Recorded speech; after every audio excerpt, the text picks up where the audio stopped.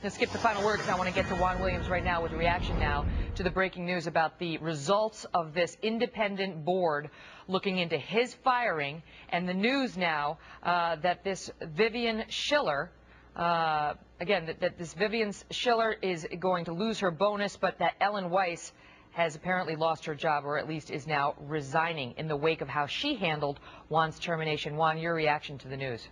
Well, I mean, I think it's good news for NPR if they can get someone who I think has been the keeper of the flame of liberal orthodoxy out of NPR. I mean, the idea that she was, someone who just had, I think, the executioner's knife for anybody who didn't abide by one single way of thinking, which was her way of thinking, Megyn.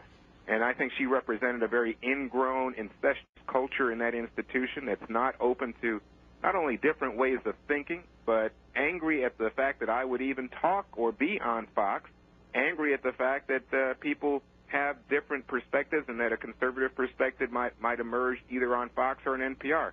So to my mind, this is good news for NPR, for people who care about news in America. Juan, Ellen was the one, did I have my facts correct, that fired you, that actually called you up and without even agreeing to meet with you, fired you after 10 years? That's right.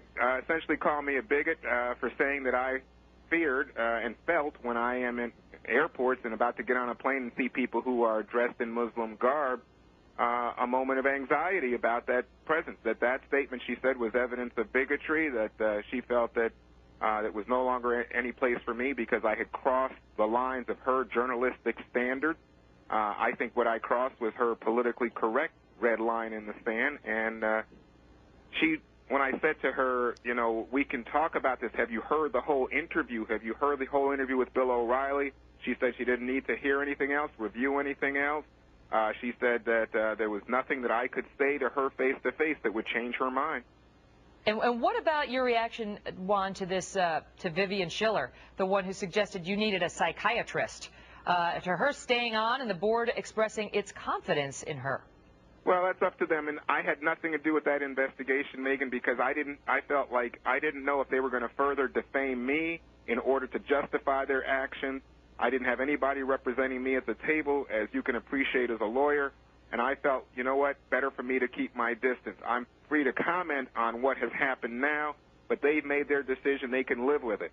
All I'm telling you is that they've got a culture there that is not open to real news, that it's not open to all points of view, that's not open to the real world around us and to the many different dynamics and perspectives and life stories that animate the news in America. Nonetheless, this Vivian Schiller has lost her bonus for 2010, Juan. That is in connection with how she handled your termination, since it was Ellen Weiss who actually pulled the trigger on the termination. And one can only assume that Ms. Schiller's comments about you and your need, in her view, for a psychiatrist may have played into that. Some feel somewhat vindicated by that? I'm going to try to stay away from bitter feelings, Megyn, but I got to tell you that I thought it was a low blow for her. Not only that, I mean, there was a suggestion that I am such a weak-minded person that I needed a publicist to tell me what to say. Megyn, you know me a long time. I don't think you ever thought, hey, Juan can't handle a conversation, can't put two words together. So the whole idea was to demean me, to make me appear as if I was not only a lunatic who needed a psychiatrist, but I was a loose cannon and not a professional news person. How does NPR fare now, Juan? I mean, now that all's been said and done, this board's come out with its review and this is its decision, how do you think it rebuilds, if it does at all, the confidence of anybody in listening to NPR and trusting it for fair and balanced news? They got to see what comes next, because what has happened in the past is that you had someone like Ellen Weiss there at the top of the news division, and she was pushing out anybody who had a different point of view about the world or the news or bringing different kinds of stories to the table. As I said, the institution has existed for, since the 1970s, and really started on college campuses as left-wing alternative radio. It has since grown into a major news institution in the United States. Ellen Weiss has been there that whole time, and she has kept along her pals, her friends, who all think alike. It's become highly ingrown, if not incestuous, in terms of their perspectives, and they protect each other, and they push everybody else out. You're not one of us. You're not one of the original team. And it goes to the point even of people who are young or people who are of different races. It is a very difficult environment in which to present and report the news.